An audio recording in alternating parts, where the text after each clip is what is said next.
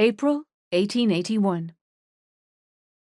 When I stepped down from the Black Hills stagecoach onto the firm ground of our destination, Cheyenne, I thought my legs would give out from under me.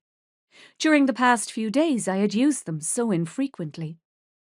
Padraic and I had finally arrived late in the afternoon of our fourth day of travel from Deadwood, with only a one-night stop to get out of the coach and rest in a bed. The horses were luckier than we were. They were changed every day. As we had travelled across the plains, there were still remnants of old snow in the hollows, but the wind was blowing warm. A chinook, the driver called it. He assured us that the snow wouldn't last long.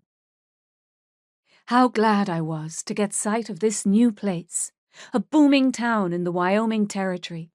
After Deadwood, a small town tucked into the mountains, it felt good to be on wide streets with the sky above a huge blue canopy. I was working on being hopeful, praying that we would find our way in this frontier place. But once again, I felt totally out of my depths. Most important to me was to be reunited with my dear brother, Seamus. He left Deadwood when he was accused of the murder of a saloon girl, his own fiancée. All we knew was that Cheyenne had been his destination. I couldn't wait to find him, and hoped that he had stayed put once he had reached this fair city.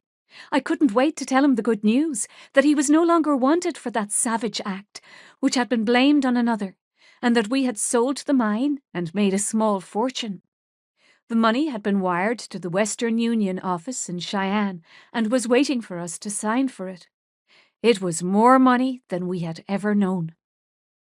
Cheyenne might be a good place to spend some of that money if I ended up staying here for a time. The town was said to be up and coming, as the Union Pacific Railroad had recently arrived there from out east. This made Cheyenne an end-of-the-tracks town with a population close to 5,000 people, or so I had been told.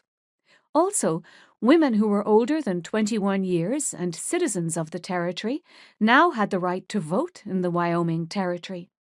When I reached that grand old age, I'd be happy to stand in line for this privilege. I wondered when the next election would be, and what it would all involve.